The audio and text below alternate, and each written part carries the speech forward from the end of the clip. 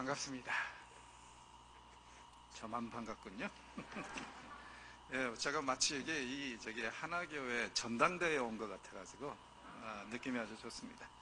그리고 저는 오늘 내일이면 끝나는데 여러분들은 토요일까지 가신다니까 이거 어떻게 명복을 빌어드려야 되나요? 하여튼 매번 이렇게 특별 새벽 기도로 함께 우리들의 마음을 정리하고 하나님께 우리의 소원함을 드리는 것은 참 좋고 아름다운 일인 것 같아요. 그래서 우리 한국교회에서 이런 전통은 계속되었으면 하는 것이 저의 바람입니다. 삶에 시달리다 보면은 우리는 모든 것을 체념하고 그저 물 흐르듯이 우리 몸을 막힌 채 목표 없이 흘러갈 수도 있는 것 같습니다. 이런 때에는 우리를 사랑하신다는 하나님도 아주 멀리 계시고 나의 삶에는 아예 관심이 없으신 분으로 우리가 생각하기가 쉽습니다. 사실 우리 주변 환경이 지금 굉장히 안 좋은 게 사실입니다. 나라가 어렵습니다. 경제가 굉장히 힘들다고 다들 얘기를 합니다. 우리 한국교회도 굉장히 어렵습니다. 그래서 가면 갈수록 숫자가 줄어들고 또 교세도 많이 줄어들어서 정말 우리 한국교회도 미래가 있는가 하는 그런 걱정을 하는 사람들도 많습니다. 또 우리 각자 개개인도 사실 굉장히 어려운 것 같습니다. 청년들의 실업 상황만 봐도 굉장히 정말 현실적으로 생각할 때 어렵고 피눈물 나는 그런 시대가 아닌가 싶습니다. 수년 전에는 5,6도라는 말이 유행을 했었죠.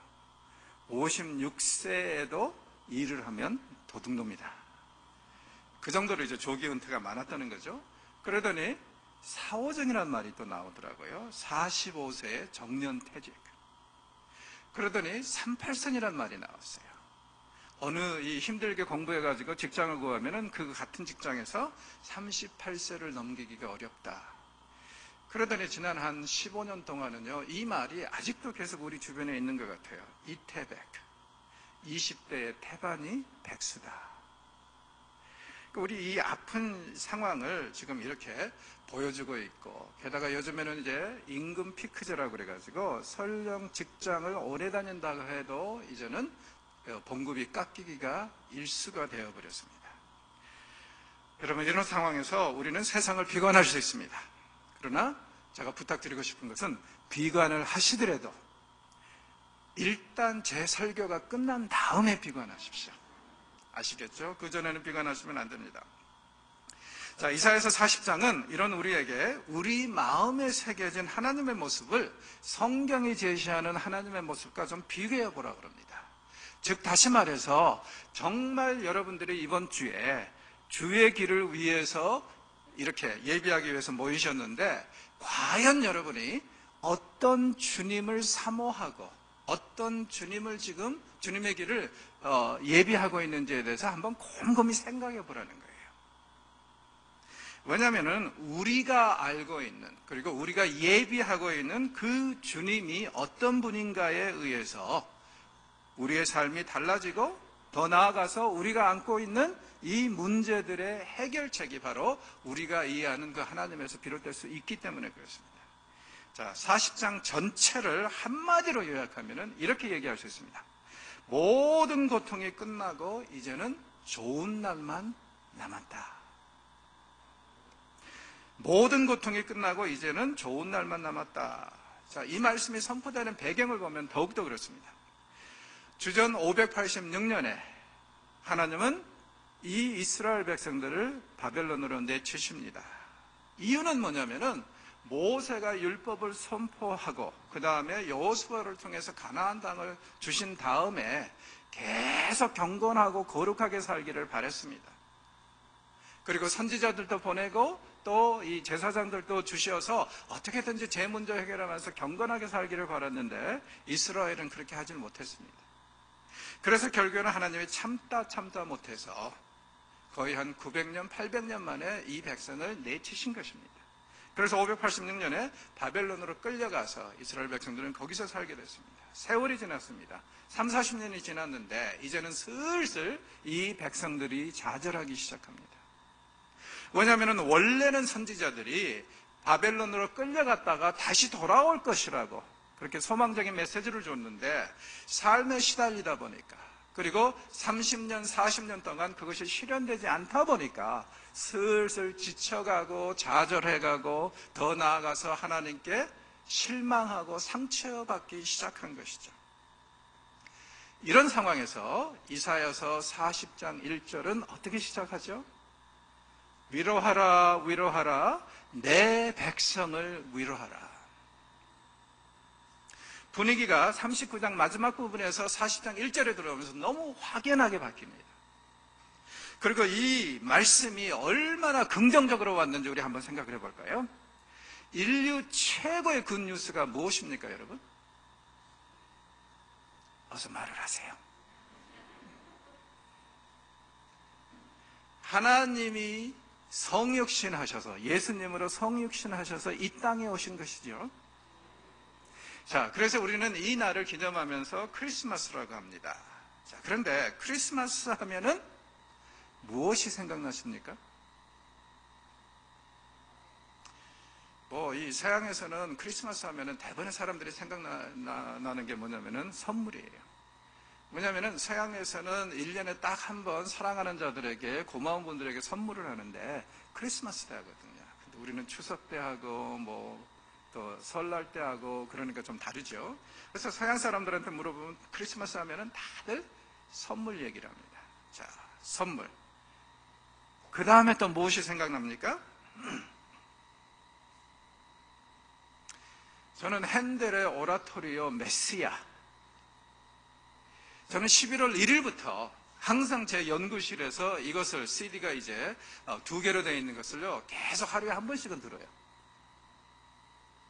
왜냐하면 오라토리아라는 게 다른 게 아니라 성경 말씀을 여기저기서 채취해가지고 거기에다가 음을 붙인 일종의 뮤지컬이거든요.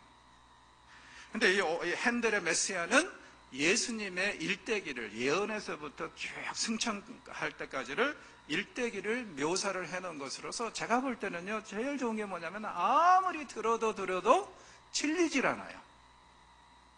그래서 저는 크리스마스 때면 항상 핸델의 오라토리오를 딱 듣는데, 자, 핸델이 또 이 음악들을, 이 가사들을 모은 사람이 성경에서 곰곰이 기도하면서 생각했던 것 같아요.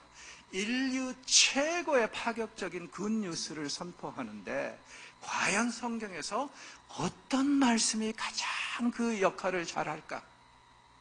그리고 나서 이분들이 결정한 게 뭐냐면은 이 이사야서 40장 1절이다. 위로하라, 위로하라, 내 백성을 위로하라. 이거보다 더 좋은 소식은 없다.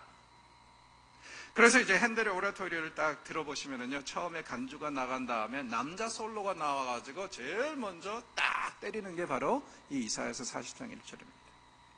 그만큼 그러니까 엄청난 파괴력일 뿐만 아니라 굿뉴스로서 파격적으로 주신 말씀이 바로 이 말씀이라는 거죠. 이 이사야서 40장에 그렇게 시작을 하는데요. 내용을 보면은 이렇게 되어 있습니다. 1절에서 11절은요. 해방과 귀향에 대한 기쁜 소식이 전달됩니다. 너희들이 이제 곧 바벨론을 떠날 것이다. 조국으로 돌아갈 것이다. 부모의 나라로 돌아가서 그곳에서 정말 아름답게 살 것이다. 그 다음에 이제 12절에서 26절에는 이렇게 좋은 소식을 믿어도 되는 근거를 얘기합니다. 여호와께서 말씀하셨기 때문이다.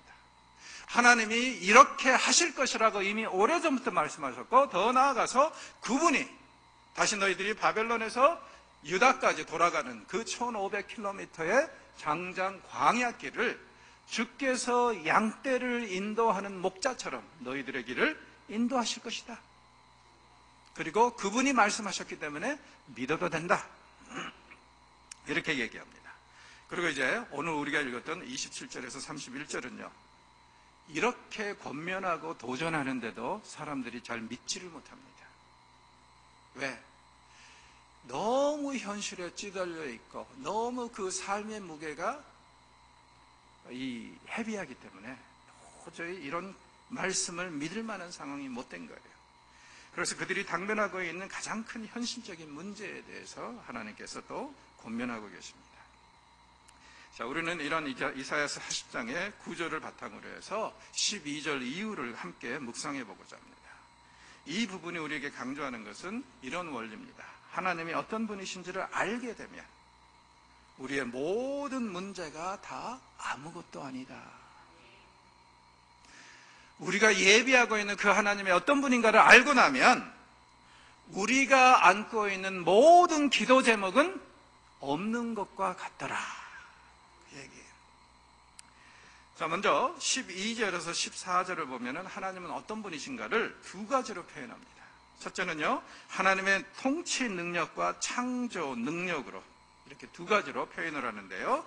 그 중에 이 통치 능력을 한번 생각을 해보시죠. 자, 우리 성경에 보면은 선지자가 막 질문을 던지죠. 이걸 우리는 수사학적인 질문이라고 그러는데 어떤 질문이 수사학적인 질문이냐면은 답이 뻔한 거.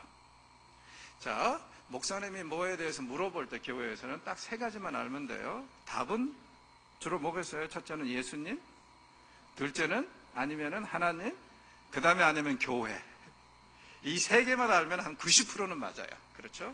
그런 걸 이제 수사학적인 질문이라고 그러는데, 자, 선지자들이 수사학적인 질문을 언제 주로 쓰냐면요, 어떤 진리를 강조할 때 질문형으로 바꿔서 쓰는 경우들이 많습니다. 여기에 보십시오. 그러면은 여기서 지금 선지자가 하고자 하는 얘기는 이겁니다. 하나님은 어떤 분이신가? 12절에서 14절을 보면은요, 이 통치 능력에 있어서 무한하신 분이라는 것을 표현하고 있는데 이렇게 표현합니다. 하나님은 어떤 분이시냐면은 첫째, 손바닥으로 바닷물을 헤아려 보신 분. 하나님은 어떤 분이신가? 뼘으로 하늘을 재어 보신 분. 하나님은 어떤 분이신가? 대에다가 땅의 모든 티끌을 담아 보신 분. 하나님은 어떤 분이신가? 명칭, 큰 저울입니다. 큰 저울로 산들을, 간칭, 작은 저울로 이 작은 언덕들을 다 달아보신 분. 즉, 저자는 무엇을 얘기하고자 하냐면은 하나님의 영향이 온 세상에 고루고루 두루두루 영향을 미치고 있다 이거예요. 우리 가정에도, 우리의 교회에도, 우리의 직장에도, 우리가 친구들과 함께하는 시간에도, 그 장소에도 하나님이 함께 하신다는 겁니다. 자, 가끔가다 그런 생각을 해봅니다. 만일 내가 하나님께서 항상 나의 일거수일투족을 지켜보고 계신다고 의식한다면, 그렇다면 나의 삶이 얼마나 바뀌었을까? 생각해 보십시오. 하나님이 몰래카메라로 여러분의 하루 24시간을 찍고 있다. 끔찍하죠, 솔직히 말해서. 그런데 한 가지 굉장히 좋은 것은 있을 것 같아요. 우리의 몸과 마음가짐이 굉장히 달라질 것 같습니다. 경건해질 것 같아요. 아이들이 아무리 열받게 해도 목소리가 굉장히 경건하게 애들아 그러면 안 된다 이렇게 나올 것 같아요. 그렇죠? 왜? 누군가가 우리를 찍고 있다 의식하면은 어때요? 함부로 안 하죠.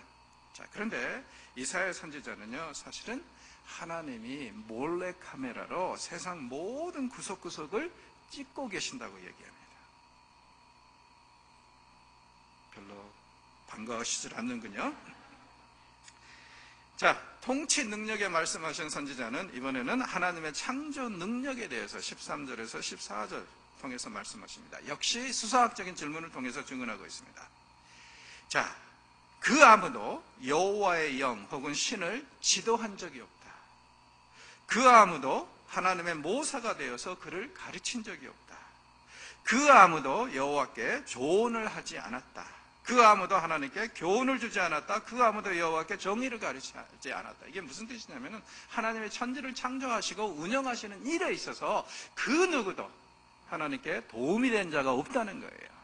왜? 하나님은 홀로 존재하시면서 이렇게 위대한 지혜를 가지시고 모든 통찰력을 가지고 계시는 분, 게다가 그 위에다가 능력을 가지신 분, 이것을 이제 확고하게 강조하기 위해서입니다. 그리고 이런 하나님은 세상의 신들하고 완전히 다르다고 선지자는 선언하고 있습니다. 만약에 하나님이 천지를 창조하실 때 이런 방면에서 하나님을 도운 자가 있다면 나와보라는 얘기예요.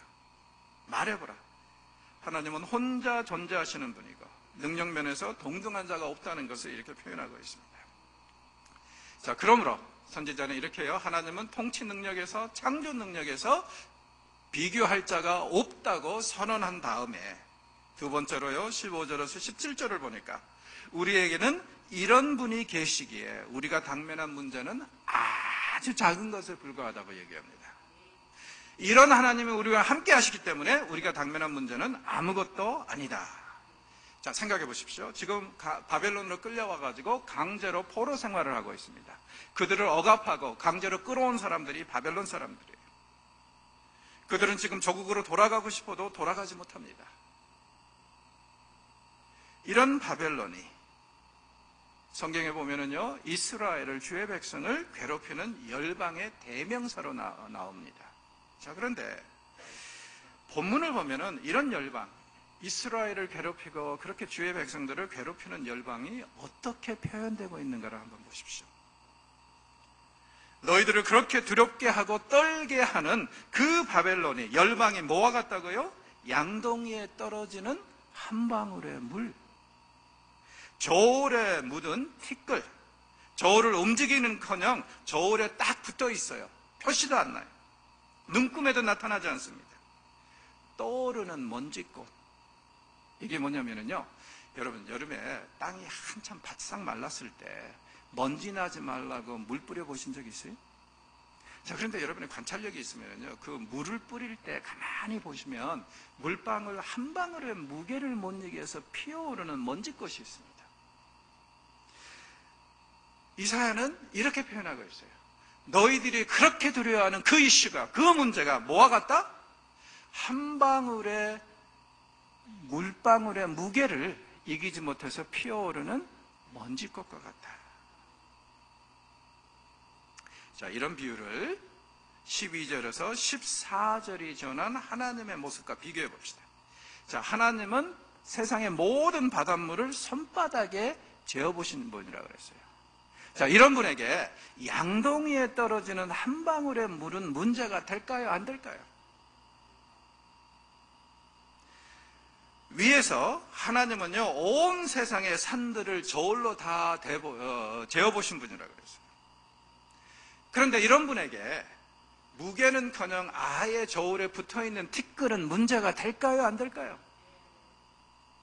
자, 한 번 더 질문을 하겠습니다.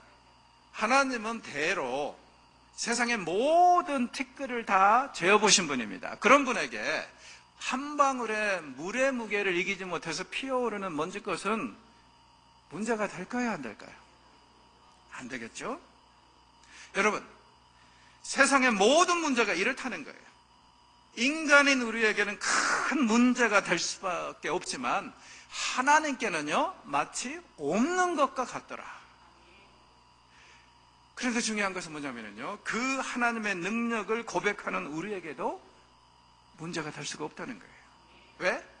우리는 그 위대하신 하나님의, 능력의 하나님의, 모든 문제가 문제가 아닌 하나님의 자녀들 아닙니까? 그리고 우리가 잘 알다시피요,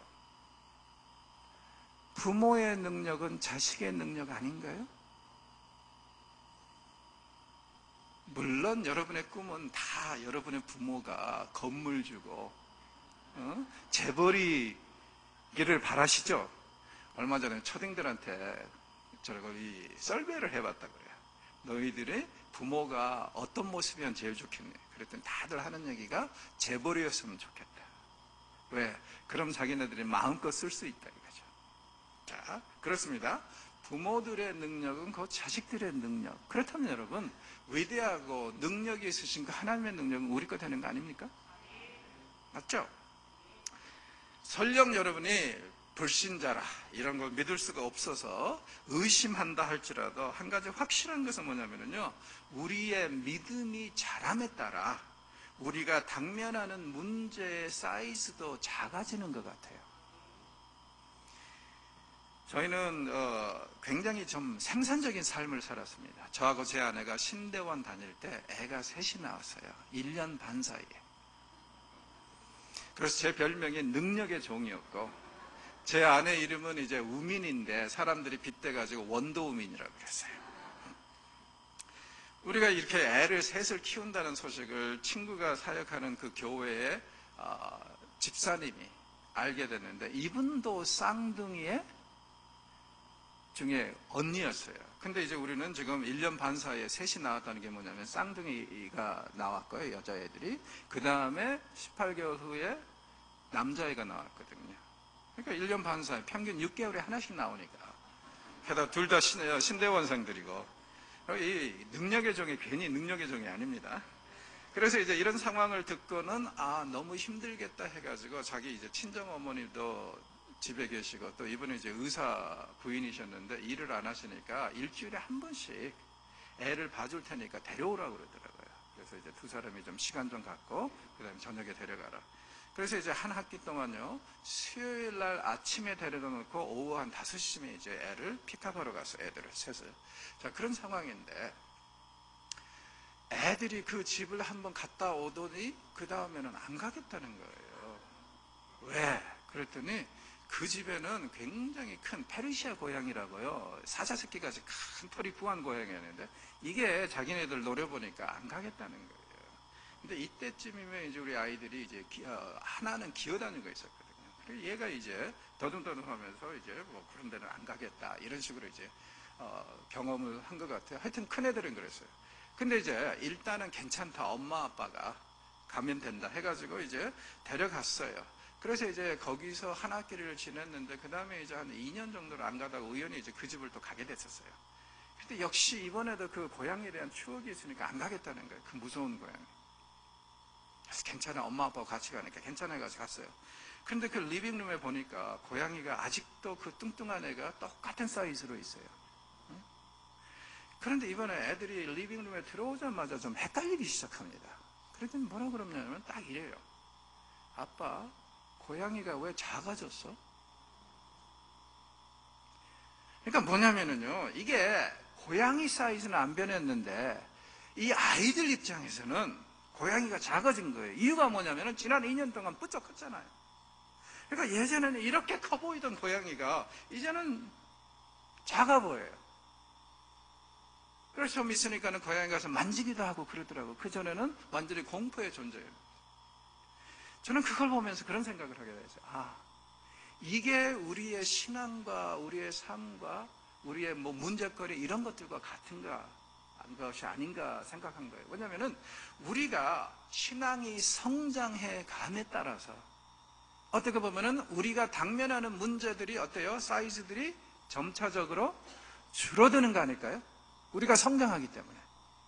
그렇죠? 지난날을 한번 돌아보십시오. 그때는 그렇게 크게 느껴졌던 문제가 5년 전에, 10년 전에 그 문제가 지금 생각하면 별거 아니라는 생각 하시죠? 왜? 5년, 10년 사이에 어때요? 내 신앙이 자라지 않았습니까? 물론 하나님이 좀 짓궂으세요. 그래가지고는요, 우리는 항상 이렇게 큰 문제를 이 순간에 당면하고 있습니다. 그런데 과거의 경험을 보면 우리가 확신하고 믿는 게 뭡니까? 5년 후에 10년 후에 다시 이 날을 되돌아보면 어떻게 될 거라는 거예요. 오늘 나를 이렇게 짓누르는 이 문제가, 엄습하는 이 문제가 5년 10년 후에는 별거 아니었네. 이런 것을 우리가 마음의 소망으로 품을 수 있지 않습니까? 여러분, 우리의 신앙이 자라감에 따라서 우리의 문제는 날로 갈수록 작아질 거라고 저는 확신합니다.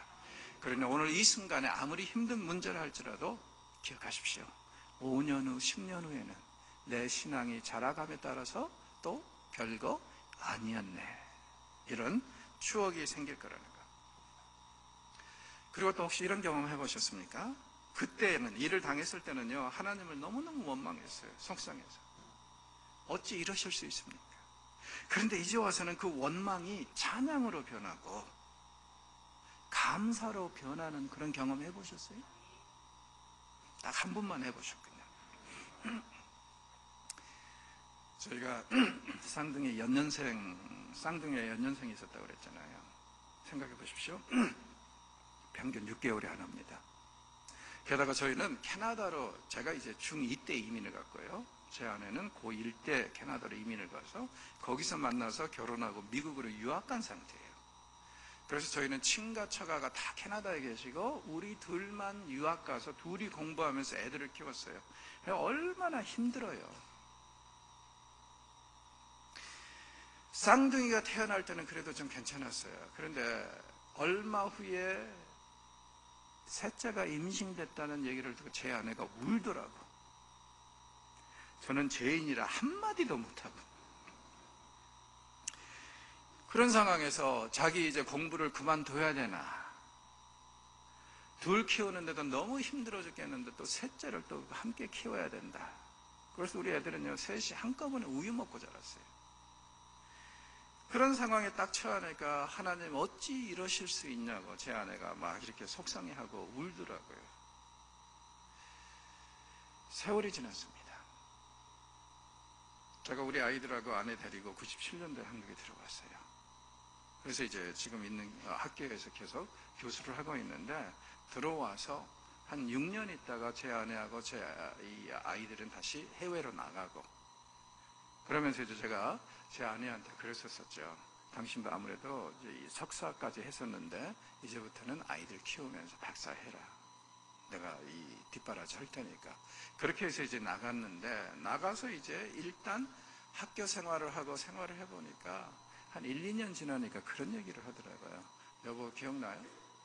예전에 우리가 이 셋째가 임신이 됐을 때 너무 속상해가지고 하나님한테 원망하고 그랬었는데 내가 지금 40이 돼가지고 다시 공부하기 시작하니까 그게 하나님의 은혜였고 하나님의 지혜였구나 생각이 난다는 거예요.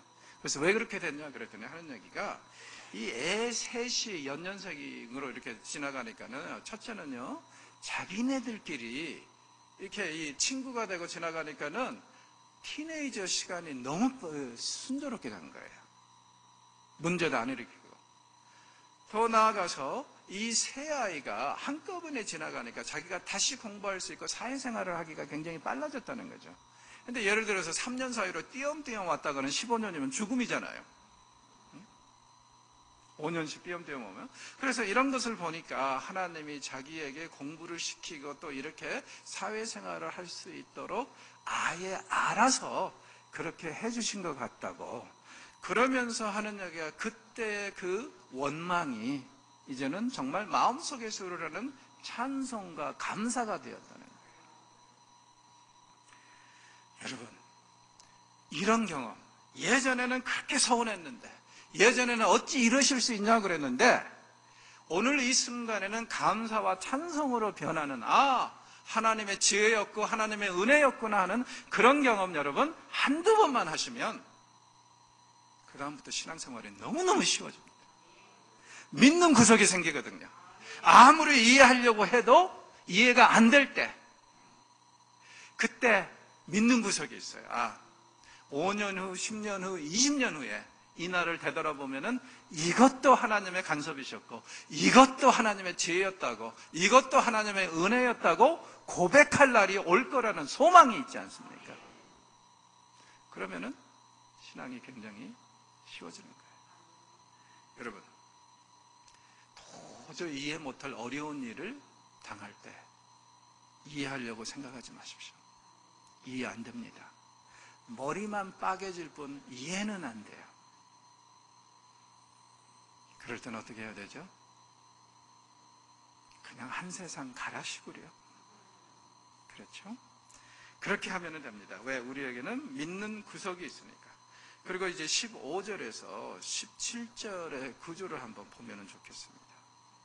우리가 어려움에 처했을 때 어떻게 해야 되는가를 분명히 알려주는 그런 텍스트입니다.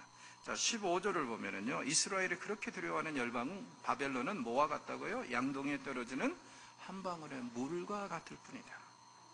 그리고 저울에 붙은 티끌 같은 것뿐이고 피어오르는 먼지꽃에 불과하다. 즉 다시 말해서 하나님은 15절에서 뭐라고 그러시냐면은 너희들이 당면한 문제는 아무것도 아니다. 그리고 17절은요 15절의 내용을 다시 똑같은 비슷한 말로 반복합니다.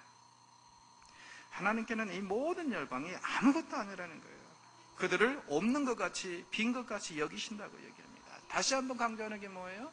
너희들이 삶에서 당면하는 문제는 내게는 아무것도 아니다. 자, 이 두 개의 비슷한 구절 사이에 들어있는 16절을 보십시오. 갑자기 이상한 생뚱맞은 말이 나와요. 레바논의 짐승들은 번제 소용에도 부족하겠고 그 삼림은 화목 소용에도 부족할 것이다. 무슨 뜻이죠?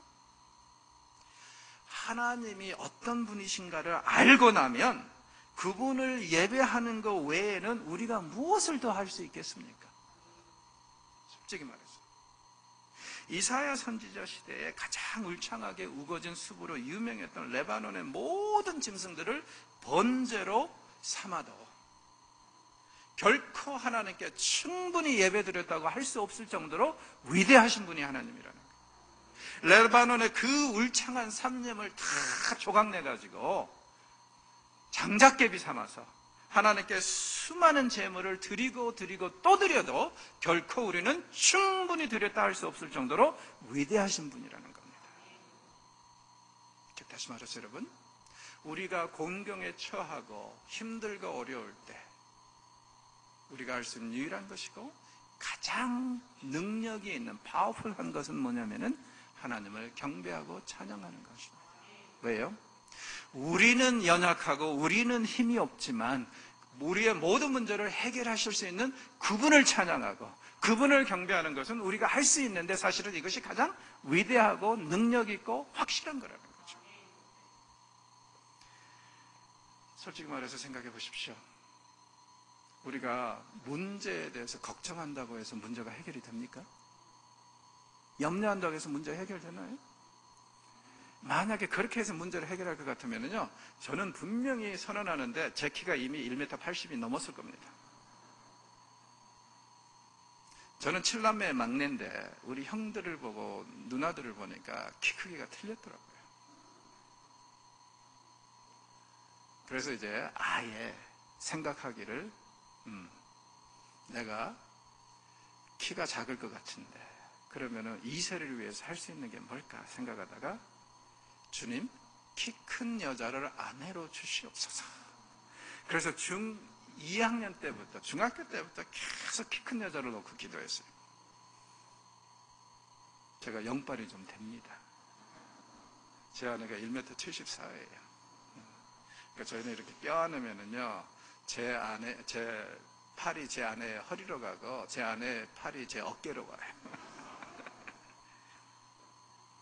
걱정한다고 염려한다고 문제 해결할 수 없습니다. 차라리 그럴 바에는요, 그 모든 것을 주님 앞에 내려놓고 그 문제를 해결하실 수 있는 주님을 찬양하고 경배하는 것, 그게 가장 지혜로운 것 같아요. 자, 세 번째로 18절에서 26절 보니까 이렇게 말씀하십니다. 이런 하나님을 누구에게 비교하겠는가? 세상의 모든 문제가 녹아내리는, 그분 앞에서 녹아내리는 그 하나님을 누구에게 비교하겠는가? 하나님은 아주 놀라우신 분이라는 거예요. 창조주로서, 통치자로서 정말 위대하신 분이고. 자, 그렇다면 어려운 환경 속에서 처했을 때 우리를 가장 확실하게 도와주실 수 있는 분은 누구예요? 당연히 하나님이시죠. 그런데 우리는 과연 누구에게 도움을 청하고 있습니까? 물론 부모님들에게도 도움을 청해야 되고 이웃에게도 도움을 청해야 되고 친구들에게도 청해야겠죠. 그러나 제일 먼저 하나님께 기도로 아뢰고 하나님께 도움을 청하는 것은 당연한 일 아니겠습니까?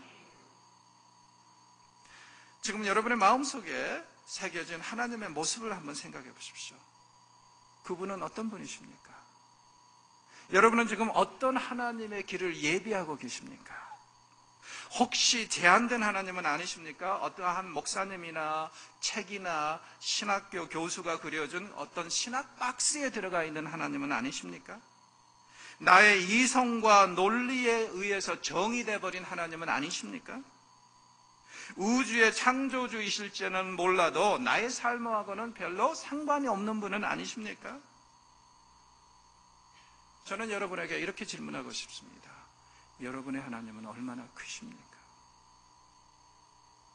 얼마나 위대하시고 얼마나 능력이 있으신 분이고 여러분의 하나님은 얼마나 여러분의 삶에 관심이 있으신 분입니까?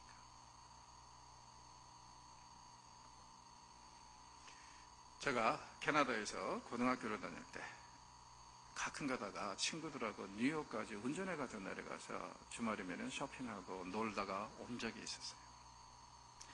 한 번은 거기 내려가가지고 아직도 기억하는데요. 캐나다에서는 정말 우라질나게 비싼 계산기가 거기서는 정말 쌌었어요.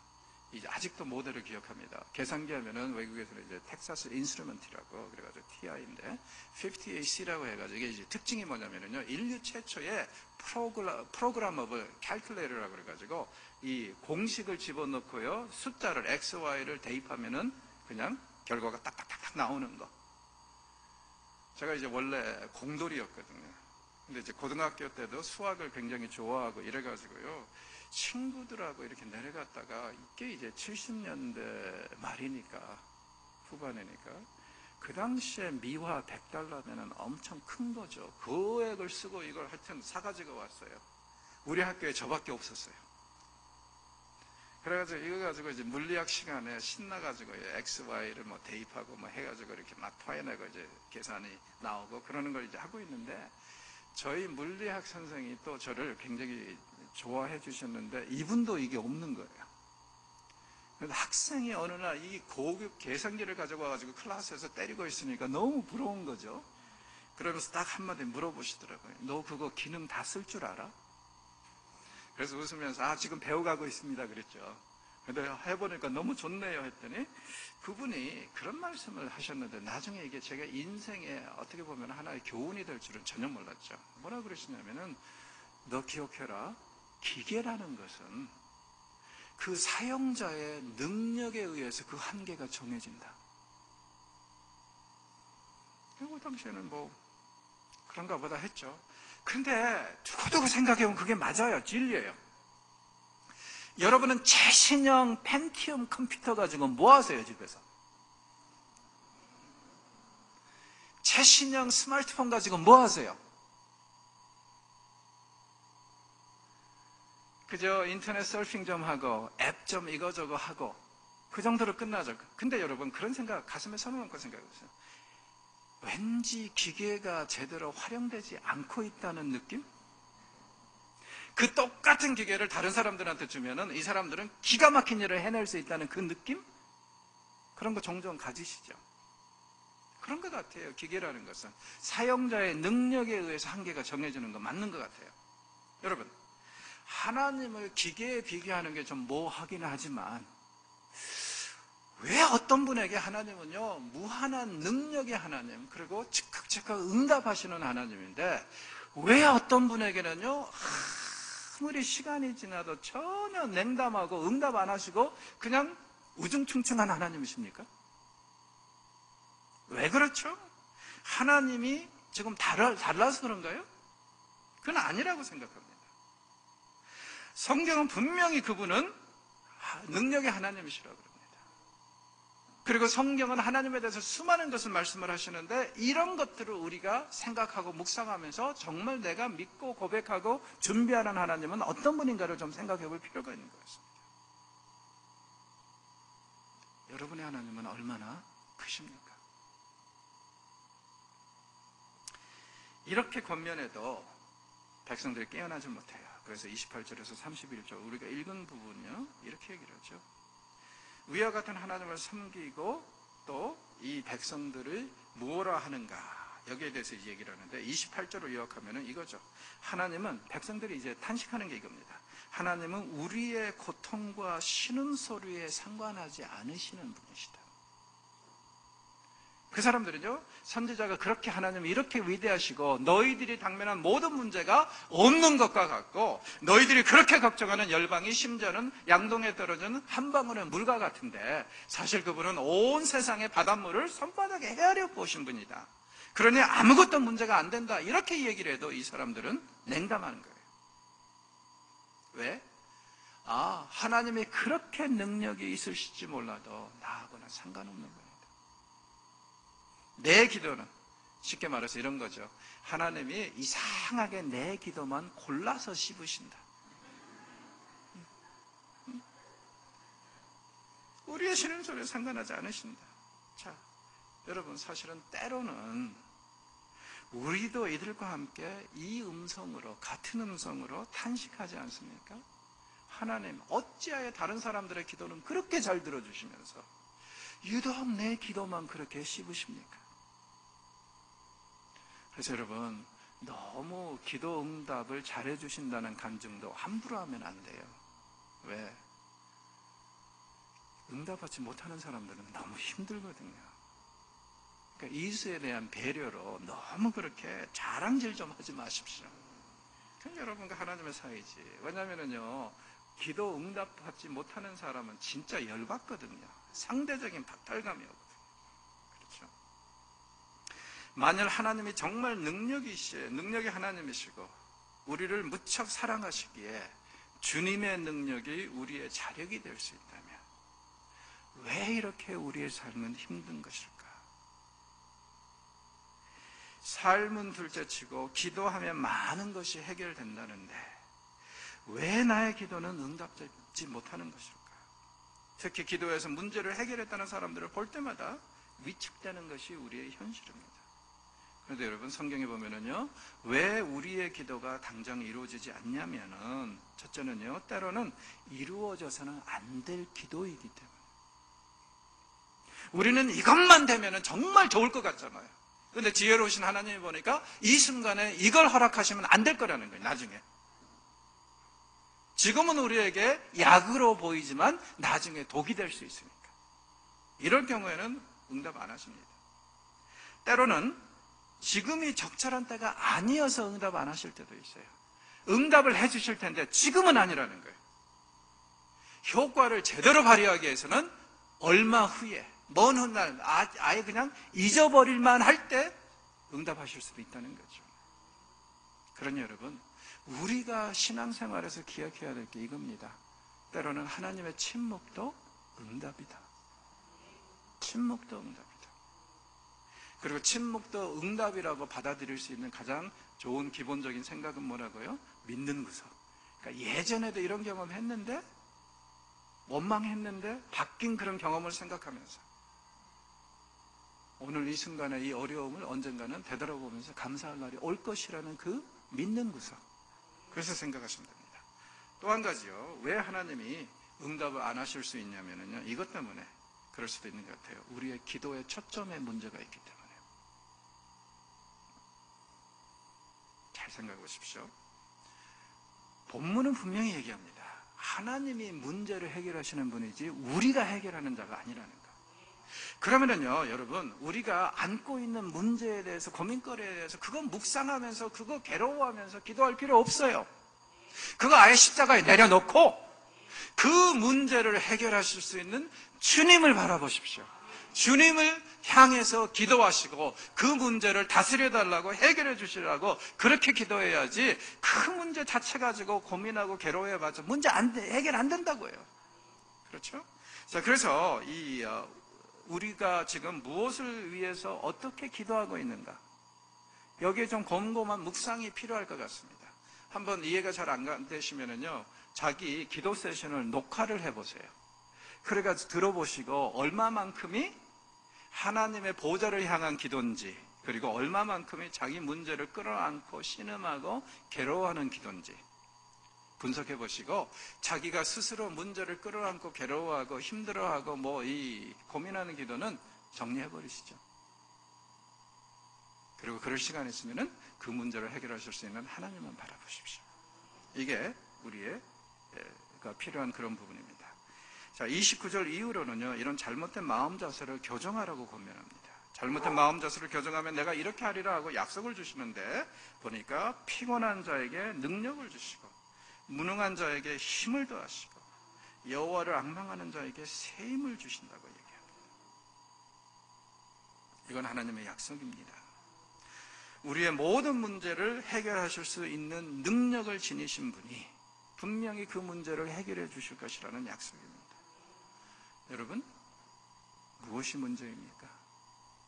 어떤 기도 제목을 가지고 이 자리에 오셨습니까? 먼저 하나님을 만나시고, 그리고 그분 앞에 내려놓으시고 그분만 찬양하십시오. 제가 참 좋아하는 찬송이 있습니다. 하나님의 사랑을 사모하는 자.